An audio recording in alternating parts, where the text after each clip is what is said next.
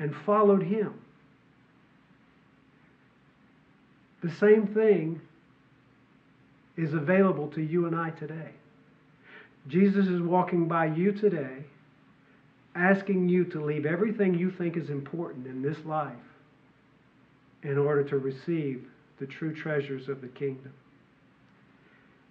If you can't leave the things of this world because you're still attached to them, you don't qualify for stewardship. None of us qualify for stewardship if the things of this earth keep us attached and attracted and yearning for. Jesus says, when you yearn for me, when I'm the most important thing in your life, when you go to bed at night, I'm the one you're thinking about. When you wake up in the morning, I'm the one you're thinking about. Then you start to qualify for the things of the kingdom, which are eternal, which will absolutely take you into the joy and the peace and the rest that you so desperately are seeking in the things of this earth. You see, it's not a complex message. It's not a message that is so difficult to understand. But it does require a very, very diligent person that's diligent in evaluating everything that you are attracted to. Because if the things of this earth have your attention, and the things of this earth are what you think about more than the King of Kings and the Lord of Lords, then you're not qualified for stewardship. You see, we have to have the eyes of the Spirit. We have to train ourselves to see the things that are unseen. Because the things that are unseen created the things that attract us in this earth. And that's the thing that is so peculiar to understand for the average person. Because we're trained as little children. These are the things that are real. These are the things that are most important. What you can see, taste, feel, and touch. We all have to have that understanding. We all have to know what can hurt us, what can cause us pain. So we have to know what's real in the physical world, but it can't be the only thing we're trained to see. And the church has missed that understanding, that ability to take the person who wants to follow Christ and start to train them into the spirit realm. Start to show them that time in the spirit realm where you can't actually touch and feel, but you have to know by your spirit what's real. Those are the times, those are the places where you can develop your senses in the spirit realm to qualify you for stewardship. It's the place in the Spirit where the kingdom of God can really be understood as an individual. Where you can really start to see the giftings that God has put inside of you. Mom and Dad, you have been given an awesome responsibility to train those children in the things of the Spirit.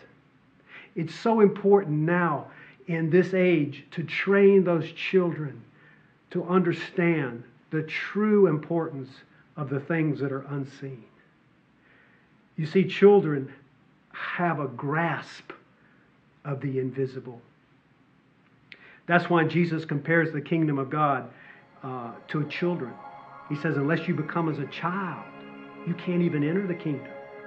Because children have the ability to say, okay, even though I can't see it, I know it's real. Even though I can't touch it, I know it has reality.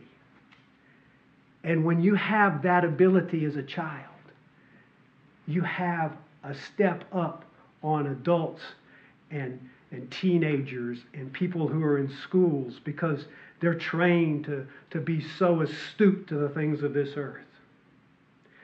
But what I'm talking to you about today is critical for your prosperity, for your kingdom understanding. and for the ability for you to be a steward in the kingdom of God. God needs stewards today. He needs you and I to walk in those things that He has put inside of us, to multiply those things inside of us so that we can bear fruit that will remain. The only kind of fruit that will remain is the fruit that you bear from the kingdom of God. All other fruit will be tarnished and perverted and pass away because it comes from the kingdom of this earth. All those treasures that you heaped up thinking that you're saving your money for a rainy day, or you're providing for the inheritance of your children and your children's children. It sounds good and it sounds wise. But if it doesn't come from the kingdom of God, it will not last, and it will not produce in the people that you're leaving it for the kinds of things that kingdom treasures will produce. Because you see, one thing I have learned, that if you take kingdom treasures and reproduce that in others, that is fruit that will remain in others and will be passed down for generations to come. See, that's the promise of God. He doesn't just look at one generation. He's looking at multi-generations in the future. What you do today will have a lasting effect on your children's children's children. Now that's an inheritance. And that's the kind of God we serve. He's not just interested in your well-being. He's interested in your seed's well-being for generations to come. That's true prosperity. And it means so much more than thinking about yourself for today. So I hope that what we have learned today, I hope that what we have been speaking about today really has an impact in your life. Because if you'll begin as a disciple